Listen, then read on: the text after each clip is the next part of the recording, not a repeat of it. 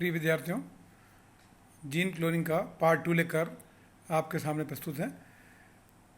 जैसा कि हमने पार्ट फर्स्ट के अंदर 2 स्टेप पूरी की थी। पहली स्टेप थी selection of desired gene and isolation of desired gene. Then this gene is to be cloned for vectors. What are the types of vectors and how the vectors are selected on the basis of the DNA or gene size, or the desired gene is of which size and which vector can be used for that purpose. We have already talked in part first. Now we'll talk about the remaining 3 steps in part second. The third step, that is the insertion of desired gene into suitable vectors, or the formation of recombinant DNA is the another step for the recombinant DNA technology. For this purpose, first we have to understand what are the restriction endonucleases and how these enzymes cut the DNA at specific site and how the recombinant DNA is formed. Firstly, the existence of restriction enzyme was first postulated by Werner Arber in early 1960s, or the restriction enzymes were first reported by Werner Arber in 1960. The enzyme that cuts the DNA at unique sequence is called as restriction endonuclease. Restriction endonucleases are also known as molecular knives or molecular scissors. The reaction catalyzed by 2 different kinds of nucleases.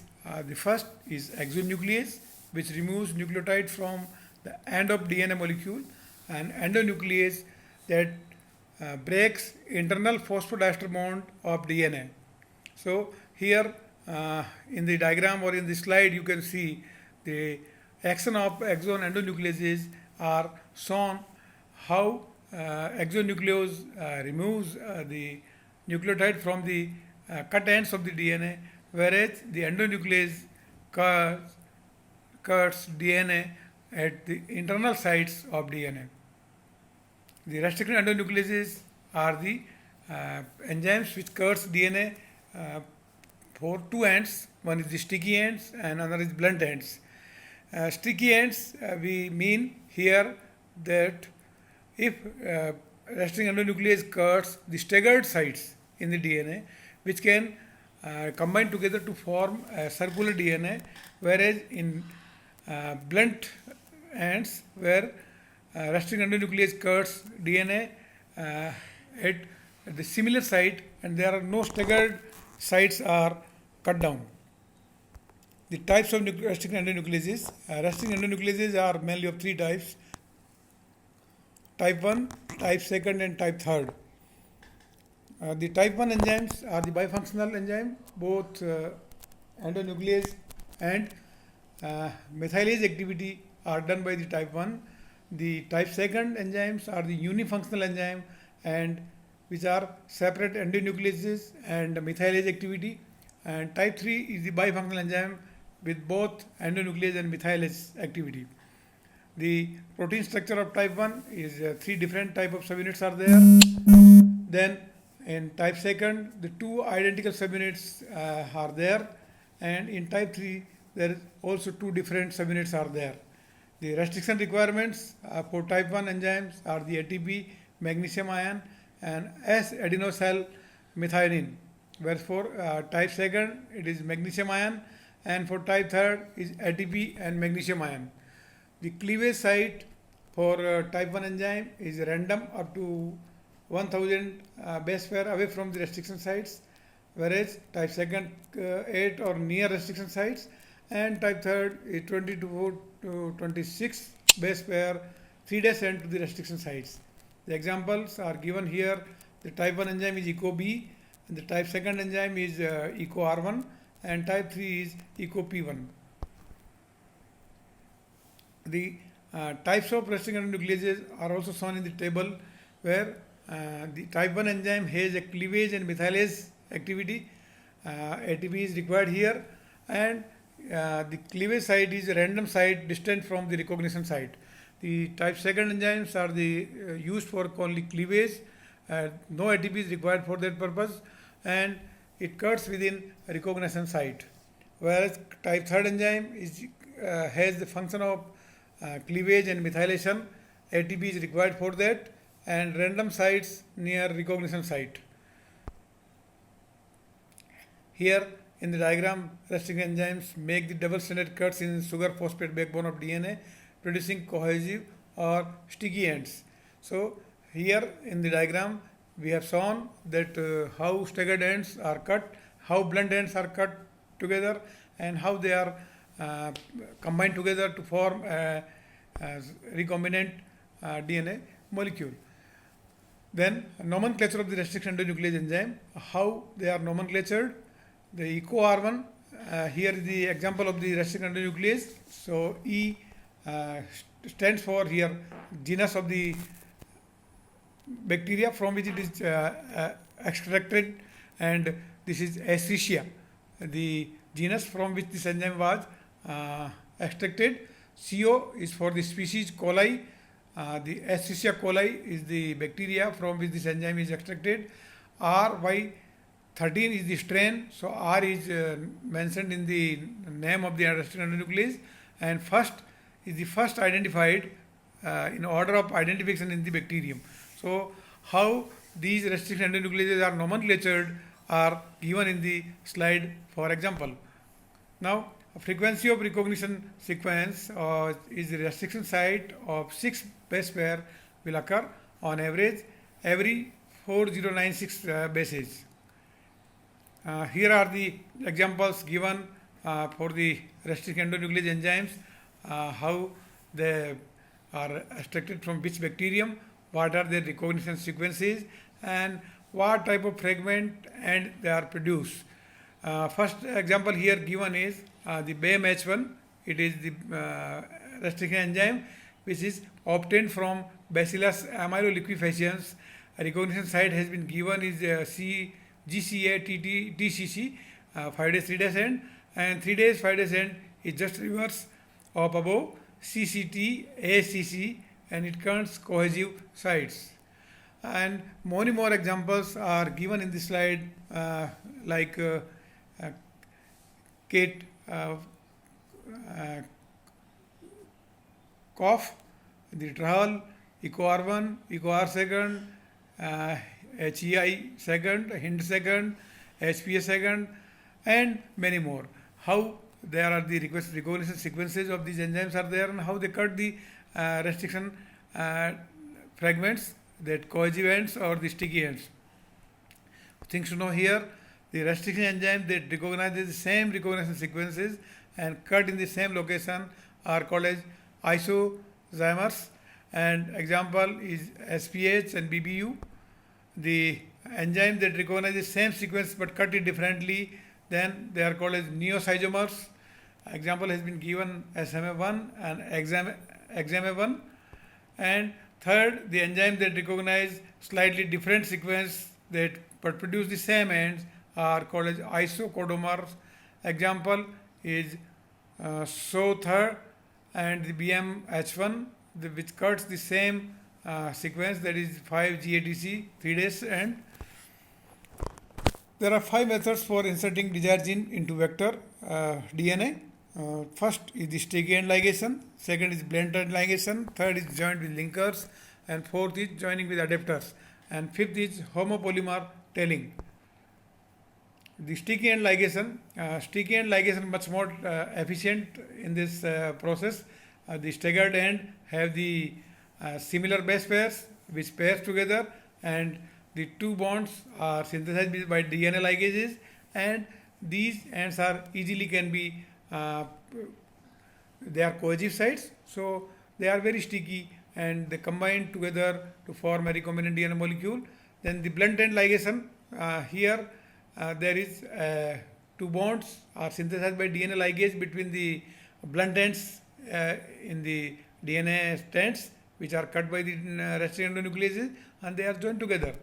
Third, blunt end ligation is not very much efficient because it is joining between two DNA molecule directly at the blunt ends. So they may be broken in the process. Then third is the joining with linkers. Linkers are the short pieces of the double-stranded DNA of nucleotide sequence. Here, when the blunt ends are broken, then in such type of positions, here the linker DNA or the small pieces of the DNA are joined together with the blunt ends and they become sticky. So they can be easily joined together to form a recombinant DNA. The limitation of the linkers, a possible problem with use of the linkers, sometimes cleavage due to internal BAMH1 or they are joining with adapters. Atypical adapters are used for the blunt end DNA molecules. It is synthetic oligonucleotide that already has one sticky end. Then adapters could ligate to one another. The new DNA molecule is still blunt ended. So adapter ligates to themselves. Two adapters could ligate to one another to produce a molecule similar to the linker, so that after ligation of adapter, a blunt ended molecule is still blunt ended and the restriction step is still needed. The homopolymer tailing. Homopolymer is a short fragment containing the same type of units. A single strand made up of many units of the adenine nucleotide is homopolymer. The plasmid DNA fragments are linked with poly A with the help of enzyme terminal transferases in the presence of ATP. Here, homopolymer tailing has been shown in the diagram, that how homopolymer tail is joined and construction of the recombinant DNA molecule from a tailed vector plus tailed insert DNA. And in this diagram, the homopolymer tailing is shown. Here is the restriction cloning by tailing and cloning by linkers. So different type of processes where the recombinant DNA molecule is formed are shown in this diagram, which we can understand detail later on. BAMH1 sites, here the animal DNA, the animal gene is formed, and here the similar enzyme is used to cut the vector DNA, for which we cut the particular gene of desire. Then these particular desired gene and vector DNA, they are joined together or ligate together to form a recombinant DNA molecule. Here animal gene is inserted into plasmid and a recombinant plasmid is formed. The part second, gene transfer. The animal gene inserted into plasmid, it is inserted into E. coli bacterium by transformation, and recombinant plasmid is inserted into the E. coli bacteria. The rDNA can be introduced in this into host cell by following methods: by transformation, transduction, agroinfection, transfection, microinjection, biolistics, electroporation, and lipoform fusion. The transformation is a process of the cell where direct uptake of DNA is done from the environment. The competence, the ability of the bacterial cells to intake DNA from the medium. Here, in the case, the host cell and recombinant molecules of the plasmids are incubated together, and they have been given the high degree temperature, this is 42 degree for 2 minutes, or the calcium chloride treatment has been given, and due to which a pore is developed inside the bacteria, and the recombinant plasmid present in the environment is entered into bacterial cell. Another the process has been shown here, that how DNA is inserted by heat shock or by treatment of the calcium chloride and DNA gene. The second process, that is called the transduction. Transduction is introduction of a foreign DNA into bacterial cell through a virus or bacteriophage, is called a transduction. और हम कह सकते हैं कि पारक्रमण वह प्रक्रिया है जिसमें जीवाणुभोजी के माध्यम से किसी भी बैक्टीरिया की कोशिका के अंदर डीएनए को ट्रांसफर किया जाता है. Third is agroinfection. Agroinfection is the transfer of foreign DNA to plant cells by agrobacterium, and it is called as agroinfection. As we know, the Agrobacterium tumefaciens causes a crown gall disease in dicot plants, and if we want to transfer any foreign DNA into plant cells, so we have to have TI plasmid from the Agrobacterium tumefaciens, and the tDNA is replaced by the foreign DNA which we have to transfer into plants, and this agrobacterium is applied to the particular plants, and when this agrobacterium infects the plant, the tDNA in which TI plasmid is present, replaced by foreign DNA, is inserted into the plant cell. So agroinfection is another method of transferring the DNA into the plant cell. Here is the example which we have seen, that how DNA is transferred into plants directly by agroinfection. Then fourth stage is fourth type of method, that is called transfection. The direct intake of naked DNA from the culture medium by eukaryotic cell is called a transfection. Here calcium phosphate solution is there, DNA precipitation is onto the cell surface. Here the precipitation of DNA on animal cell, the transfection of animal cell using calcium phosphate precipitation, and DNA and calcium chloride is incubated together with the cells and allowed to precipitate to form slowly, and finally due to transfection the animal DNA is transferred into cells. Then fifth is electroporation. Introduction of rDNA into cells by electric treatment is called as electroporation. Here high electric pulse for lesser time, or the low electric pulse for more time is applied to the cells, and the DNA is kept with those particular cells, and whenever the power supply or electric current or electric treatment is given, there is pore developed in the cell, and the DNA present outside the cells is inserted into the host cell. The another method is called as biolistic method, and the biolistic method is the method in which gene is transferred by gene gun. The gene guns are the instruments where some DNA coated tungsten or gold particles are used as a bullet in these guns, and the target cells are fixed on the particular site where target cells have been fixed on that particular site, and by the gun we bombard a microprojectile or the tungsten bullet in the particular cells, and the DNA present on the tungsten bullet is inserted into the nucleus of the target cells. So it is the gene gun method how we can transfer the DNA by gun. Then 7 is the microinjection. Microinjection is another method of transferring DNA into cell organelles or the cells directly using a micropipette. So DNA solution is filled up in the microinjection, and nucleus or a cell with a particular base is fixed, and the DNA is injected into nucleus by the microinjection. So it is called as injection method, how DNA is transferred by some injections.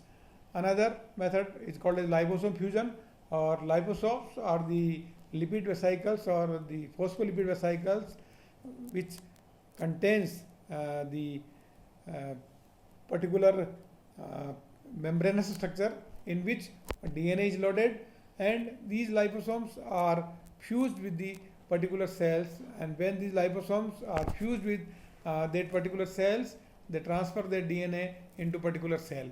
So this is the method of liposome fusion by which we can transfer DNA into particular cells.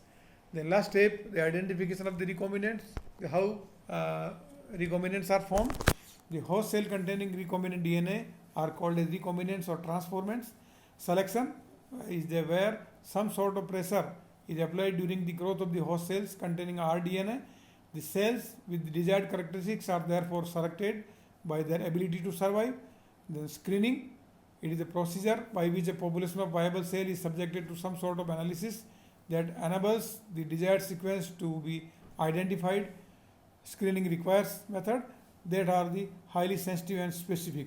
So first the cells with rDNA are selected and they are screened, and finally the for this we use various type of methods. A genetic analysis method where use of chromogenic substrates, the insertional inactivations, plaque morphology, nutritional complementation, then immunological methods are there, and third is the nucleic acid hybridization methods are there, where southern hybridization, northern hybridization, then colony hybridization, plaque lifting method. These are the methods by which we can screen the particular rDNA containing recombinants. Then the use of chromogenic substrates, the PUC 18 vector is constructed in such a way that it carries ampicillin gene and the leg Z gene. The enzyme beta galactosidase is normally coded by the leg gene, which resides on the E. coli chromosomes. Some strains of E. coli, a modified leg Z gene, the gene lacks a large segment referred to as a leg Z that codes for the alpha peptide portion of the beta galactosidase. These mutants can synthesize the enzyme only when they harbor a PUC plasmid that carries leg Z segment of the gene. Here the PUC8 plasmid has been shown. Here leg Z gene is there for screening. The beta galactoside produces and the X galactosidase split to blue product, and this shows the transfer of recombinant DNA. No beta galactosidase and no X scale spliting is there.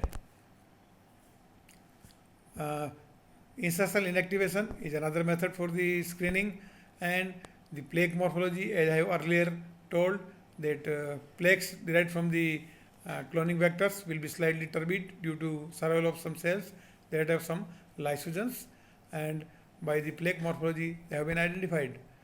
Similarly, the immunological methods are there to screen or identify the cells. The southern hybridization method, in which the DNA is isolated on the construction of rDNA and identify a transformed cell. The method was given by E.M. Southern in the 1975. Another method that is here seen, southern hybridization is there. How agarosol, the DNA markers are put on the one side, and restriction DNA is uploaded in the wells, second and third, and then the DNA is hybridized on the nylon membrane, and finally when they have been exposed with silver or autoradiography, then these hybridized bands are shown on the plates. Another hybridization was discovered by Alvin in 1979. Here RNA is hybridized in this method, where selective mRNA from the sample is taken. It is slight variant of the southern blotting. mRNA is isolated from cell line at a particular stage and electrophoresized in agarosol electrophoresis. The mRNA in the agarosols are transferred on aminobenzyl methyl paper by using blotting method. Western hybridization, the method was devised by Taubin in 1979 to find out the protein encoded by the cloned gene in transformed cells. It is based on immunodetection method working in principle of antigen antibody reaction. Here the protein bending is there. So there are various methods used for this screening, and the recombinant DNA containing cells are identified, and when genes are expressed they are called as transgenic organisms, and the recombinant DNA experiments suggest us that how to transfer any gene of desire into an organism. Thank you. Thank you very much.